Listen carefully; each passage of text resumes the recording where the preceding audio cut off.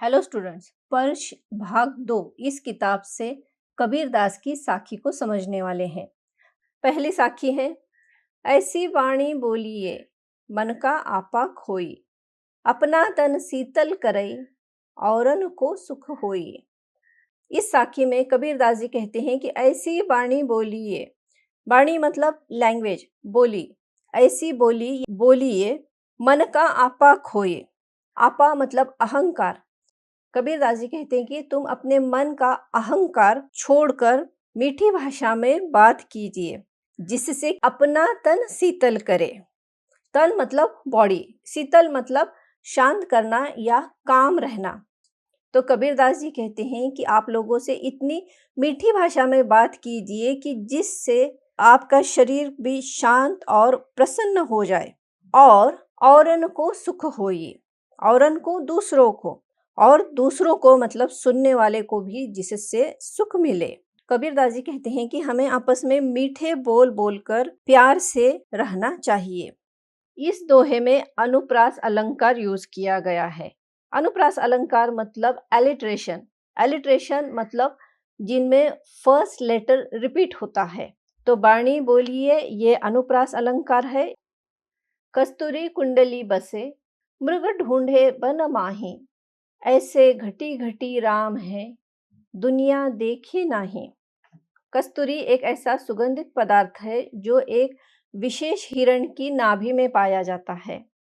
English में कस्तूरी को Musk कहते हैं। कस्तूरी हिरण के नाभि में होता है, उसके नेवल में होता है।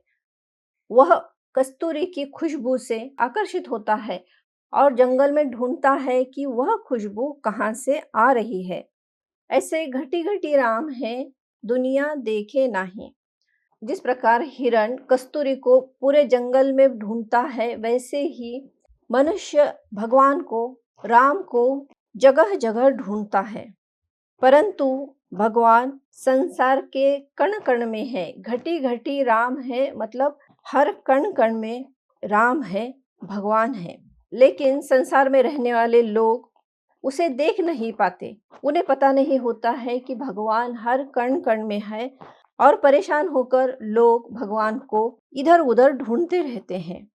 कस्तूरी कुंडली यह अनुप्रास अलंकार मतलब एलिट्रेशन के एग्जाम्पल हैं, और घटी घटी यह पुनरुक्ति अलंकार का उदाहरण है। पुनरुक्ति अलंकार मतलब रेपिटेशन। जब मैं था तब हरि नहीं, अब हरि है मैं नाही, सब अंधियारा मिटी गया जब दीपक देखा माही। यहाँ मैं का अर्थ है मनुष्य का अहंकार, और हरि मतलब ईश्वर। इस साखी में कबीरदास जी कहते हैं कि जब मेरे अंदर मैं था, मैं मतलब अहंकार था, उस समय मुझे ईश्वर नहीं मिल पा रहे थे। अब हरि है मैं नाही। अब जब मुझे ईश्वर के दर्शन हो गए, तब मेरे अंदर मैं मतलब अहंकार समाप्त हो गया। सब अंधियारा मिटी गया, मेरा सारा अज्ञान का अंधियारा मिट गया, समाप्त हो गया। कब समाप्त हो गया? जब दीपक देखा माही, जब मैंने ज्ञान रूपी दीपक को मन में देखा, उस वक्त मेरा अज्ञान रूपी अंधेरा खत्म हो गया। इस साखी में कबीरदास जी ने बताया है कि ईश्वर के दर्शन होने पर अज्ञान रूपी अंधेरा दूर हो जाता है, और अंधियारा अज्ञान का और दीपक ज्ञान का प्रतीक है। यहाँ हरि है और दीपक देखा, ये अनुप्रास अलंकार के उदाहरण हैं। सुखिया सब संसार है, खाए अरु सोवे, दुखिया दास कबीर है, जागे अरु रोवे। कबीरदास जी कहते हैं कि इस दुनिया में कुछ लोग ऐसे हैं जो खाते हैं, सोते हैं और अपने जीवन को सुखी मानकर खुश रहते हैं। खाए अरु सोवे मतलब खाते हैं और सोते हैं। दुखिया दास कबीर है। कबीरदास जी कहते हैं कि वह दुखी है, दुखिया दुखी है। जागे अरु रोवे, वो जागते हैं और रोते हैं।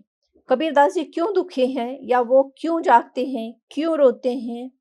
तो संसार के लोगों की, इस दुनिया के लोगों की हालत देखकर कबीरदास जी को रोना आ रहा है। सुखिया सब संसार, वैसे ही दुखिया दास यह भी अनुप्रास अलंकार का उदाहरण है। विरह भुवंगम तन बसे, मंत्र न लागे कोई, राम वियोगी ना जीवे, जीवे तो बौरा होई। विरह मतलब वियोग। जब दो लवर अलग होते हैं उनके लिए विरह शब्द यूज किया जाता है। भुवंगम मतलब साप। कबीरदास जी कहते हैं कि जब मनुष्य के मन में अपनों से बिछड़ने का गम सांप बनकर लौटने लगता है, तब मंत्र न लागे कोई, तब उस पर किसी तरह का मंत्र असर नहीं करता है और ना ही कोई दवा असर करती है। उसी तरह राम वियोगी ना जीवे, उसी तरह भगवान के विरह में मनुष्य जीवित नहीं रह सकता। जीवे तो बोरा होई, अगर वह जीवित रहता है, जिंदा रहता है, तो भी उसकी स्थिति पागलों जैसी होती है, या ऐसी स्थिति में वह भगवान को पाने के लिए पागलों की भांति जीवन व्यतीत करता है या बिताता है। इस दोहे में रूपक अलंकार यूज किया है। विरह भुवंगम, यह एलेगोरी या रूपक अलंकार का उदाहरण है। इस दोहे में भुवंगम मतलब सांप को विरह का प्रतीक बताया गया है। निंदक नेड़ा रखिए, आंगणी कुठी बधाई, बिन साबण पानी बिना, निर्मल करे सुभाई। इस दोहे में कबीरदास जी कहते हैं कि जो व्यक्ति हमारी निंदा करता है, हमारी बुराई करता है, उस व्यक्ति को, उस इंसान को हमेशा अपने पास रखना चाहिए। आंगनी कुठी बंधाई, हो सके तो ऐसे व्यक्ति को अपने आंगन में उनके लिए ही घर बनाइए, कुटिया बनाइए, घर बनाइए। क्यों घर बनाना चाहिए? क्योंकि ऐसे लोग हमेशा अपने आसपास रहे, और ऐसे लोग अपने आसपास रहने का क्या फायदा होगा? तो बिन साबण पानी बिना, निर्मल करे सुभाई। सुभाई मतलब स्वभाव। तो ऐसे लोग बिना साबुन के और बिना पानी के हमारे स्वभाव को कुल स्वच्छ और पवित्र बना देते हैं।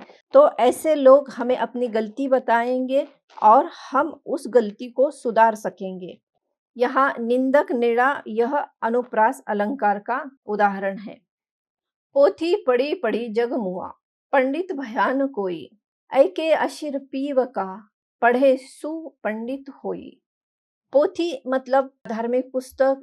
इस साखी में कबीरदास जी कहते हैं कि बड़ी बड़ी धार्मिक किताबें पढ़कर कितने लोग दुनिया से चले गए। जग मुआ, इस दुनिया से चले गए, मुआ मर गए, लेकिन पंडित भयान कोई, लेकिन इनमें से कोई भी पंडित मतलब विद्वान ज्ञानी व्यक्ति नहीं बन सका। क्यों नहीं बन सका? तो ऐके अशिर पीव का, अशिर मतलब अक्षर, पीव का प्यार का, क्योंकि उन्होंने ईश्वर प्रेम का एक अक्षर भी नहीं पढ़ा। अगर किसी व्यक्ति ने ईश्वर प्रेम का एक भी अक्षर पढ़ लिया होता तो वह पंडित ज्ञानी बन जाता। पढ़े सु पंडित होई। कबीरदास जी का कहना है कि कोई व्यक्ति अगर प्यार को अच्छी तरह समझ ले तो वही दुनिया का सबसे बड़ा ज्ञानी व्यक्ति होता है। इस साखी में कबीरदास जी ने भगवान को जानने वाले को सच्चा ज्ञानी बताया है। पोथी पढ़ी पढ़ी, यह अनुप्रास अलंकार का उदाहरण है। हम घर जाल्या आपना, लिया मुराड़ा हाथी, अब घर जालो तास का, जे चले हमारे साथी। इस साखी में कबीरदास जी कहते हैं उन्होंने अपने हाथों से अपना घर जलाया। घर जलाया मतलब यहाँ एक्चुअली घर नहीं जलाया, तो उनके कहने का मतलब है कि उन्होंने मोह माया रूपी घर जला दिया। लिया मुराड़ा हाथी, मुराड़ा मतलब मशाल। कबीरदास जी कहते हैं कि अब मेरे हाथ में जलती हुई मशाल है। जलती हुई मशाल मतलब ज्ञान की मशाल है। अब घर जालो तास का, मैं उसका भी घर जलाऊंगा जो हमारे साथ चलना चाहते हैं और उन्हें इस दुनिया की मोह माया से दूर कराऊंगा और उसे ज्ञान प्राप्त करना होगा। इस साखी में घर यह सांसारिकता का प्रतीक है और मुराड़ा मतलब मशाल यह ज्ञान का प्रतीक है।